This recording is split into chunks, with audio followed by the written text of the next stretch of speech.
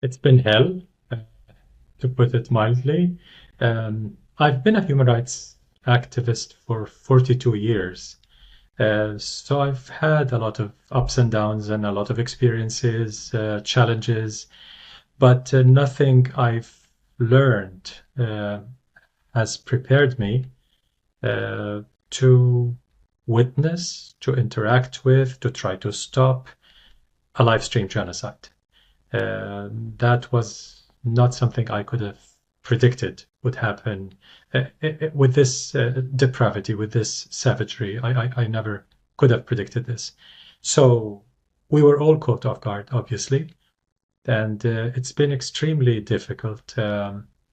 But because I'm involved in work with groups and grassroots movements and intersectional coalitions, and because we are building people's power to change this reality, so to prevent it from happening again, to stop the genocide, to dismantle the entire system of settler colonialism and apartheid, so this would never happen again.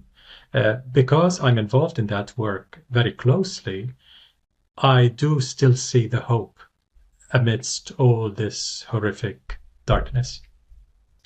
I think the Western colonial system has lost its mask completely. And that's good for humanity, because for decades and decades they've been pontificating, lecturing us about human rights and liberal democracy and so on. And when it came to a live stream genocide, Israeli live stream genocide, they're funding it and arming it and defending it and shielding it from accountability with no shame whatsoever. So suddenly all those universal principles of human rights and international law mechanisms disappear because it's our settler colony. It's doing our bidding and destroying a brown people of color of the global south. Who cares?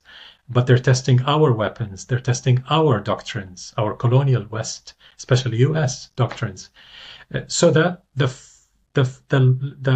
shredding of this mask is important for humanity, for both the global south and people in the global north who may have thought that they really had some honest to goodness liberal democracies that do good for their citizens and so on. Now they know better.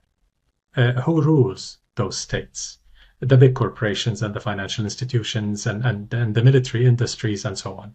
Seeing the young generation everywhere centering Palestine as the litmus test for human rights, as Professor John Dugard once put it, the litmus test for human rights. And that is extremely, extremely inspiring. They see Palestine today as my generation saw South Africa in the 1980s. When I was a student, ending South African apartheid, although I'm Palestinian, I have my own cause, but ending apartheid in South Africa was the cause that everyone felt compelled, morally compelled to participate in. I think today Palestine has become that issue. So that's why I'm calling it our South Africa moment, nearing. It's been getting there for quite some time. I think it's closer than ever.